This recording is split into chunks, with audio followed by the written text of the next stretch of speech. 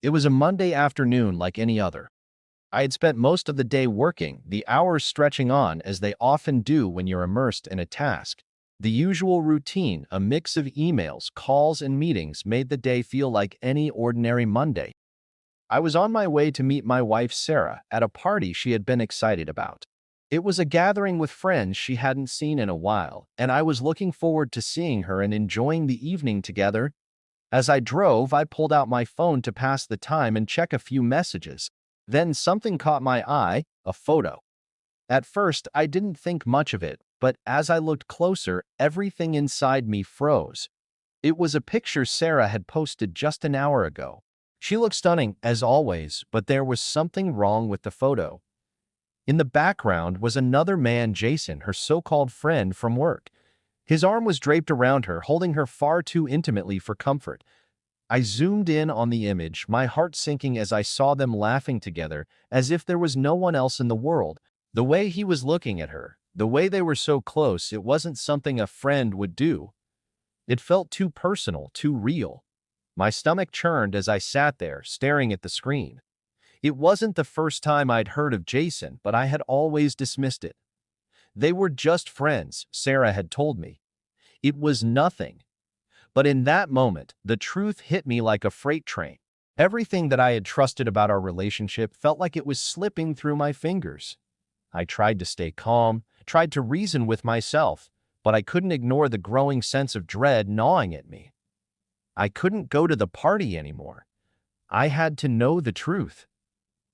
I had to find out for myself. Without thinking, I turned my car around. My hands were gripping the wheel so tightly, my knuckles turning white. My mind was racing. The only thing that mattered was getting home, confronting Sarah, and getting the answers I needed. The drive felt endless, every second stretching out as I thought about what I might find. Was I overreacting? Was I wrong to feel this way? Or had I just uncovered something I couldn't ignore? When I got home, I parked the car in the driveway and sat there for a few minutes. I couldn't move.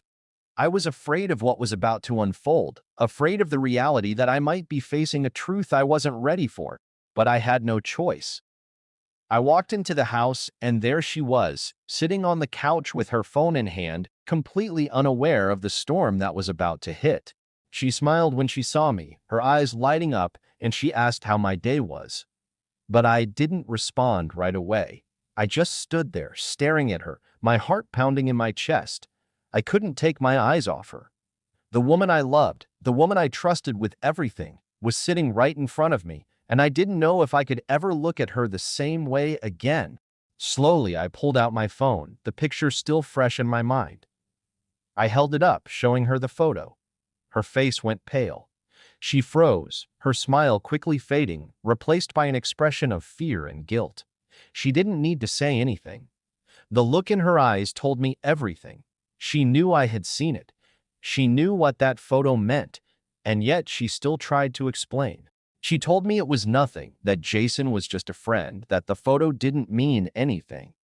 She kept repeating it over and over, as if saying it enough times would make it true.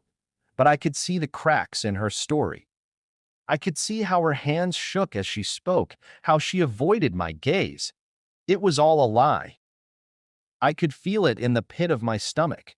This wasn't just a momentary mistake, this was something bigger, something that had been happening for a long time. I couldn't take it anymore. I asked her the question I had been avoiding. How long, Sarah? How long has this been going on? She broke down in front of me, her walls collapsing. Tears filled her eyes as she admitted everything. The affair, the secret meetings, the late-night phone calls. She confessed it all. The lies, the betrayal, it was all out in the open now, and I felt as if my world had just crumbled around me. The woman I had built my life with, the woman I had trusted more than anyone, had been hiding this from me for months. I could feel the weight of the truth settling in my chest, suffocating me with the reality of what had happened. For a long time, I couldn't speak. I just stood there, trying to process the chaos in my mind. The woman I had loved, the person I had trusted, was gone. She was a stranger to me now, and no matter how many times she apologized, the damage had been done. The betrayal was too much. The pain was too deep. I couldn't stay. I couldn't pretend that everything would be okay, that things could go back to normal. Trust, once broken, can never truly be repaired. The foundation of everything we had built was shattered beyond repair. I made the hardest decision of my life that day. I walked away, not because I wanted to, but because I had no choice. I realized that staying in a relationship where trust was destroyed would only destroy me in the end. I couldn't keep living a lie, hoping things would change. I walked away knowing that the scars from this betrayal would stay with me for a long time. It wasn't easy. It wasn't something I wanted, but it was necessary. I learned the hard way that trust is everything. Once it's broken, it's nearly impossible to rebuild. The journey ahead wouldn't be easy, but I knew I had to move on. I had to find myself again, without the weight of lies and broken promises. And that night, as I walked out the door, I realized that sometimes the hardest choices are the ones that set you free.